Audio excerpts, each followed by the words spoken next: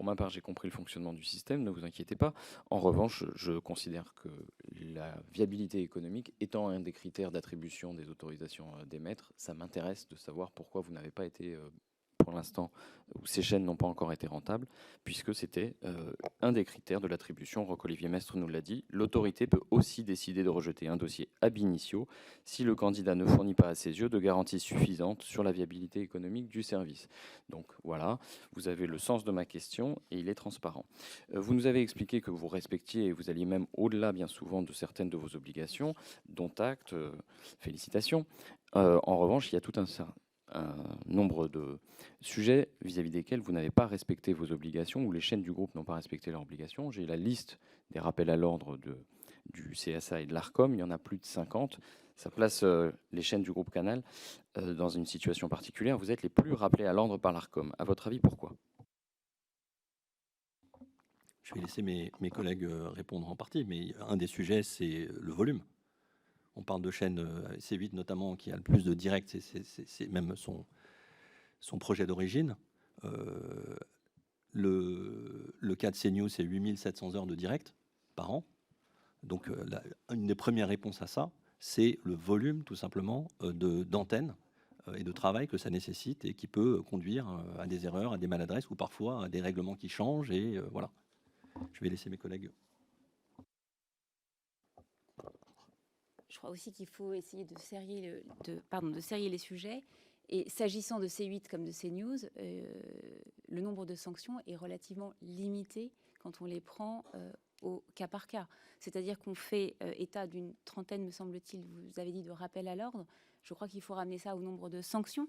Si je prends notamment pour CNews, il n'y a eu aucune sanction prononcée par l'ARCOM. Les sanctions sont fixées par l'article 42.1 de la loi de 86.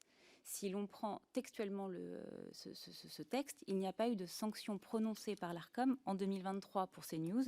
Il y en a eu une en 2022, et encore pour 1 euro symbolique. Et en 2021, il y a eu une sanction pour 200 000 euros. Je crois qu'effectivement, il faut aussi parler très concrètement. Il y a eu des séquences qui ont fait l'objet de demandes d'observation, mais je crois que c'est le cas pour grand nombre des groupes audiovisuels. Nous n'en avons pas connaissance. Nous sommes extrêmement surveillés.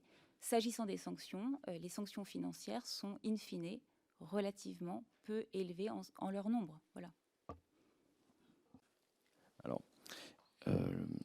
je sais lire, et le fait est que même si en chiffre absolu vous pouvez considérer que c'est peu de choses, comparativement aux autres chaînes, c'est sans commune mesure, sans rapport.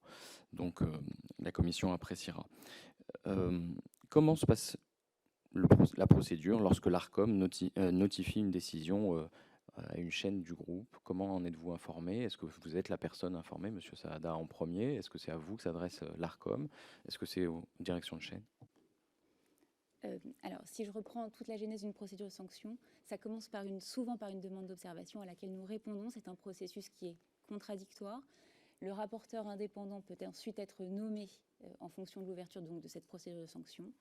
À l'issue d'écritures que nous envoyons au rapporteur indépendant pour nous défendre des griefs qui sont soulevés, il y a une audition qui est prévue devant le collège de l'ARCOM, audition qui est systématiquement devant l'ensemble du collège de l'ARCOM, à laquelle nous nous rendons évidemment pour faire valoir nos arguments, et à l'issue de laquelle une sanction peut ou ne pas être prononcée.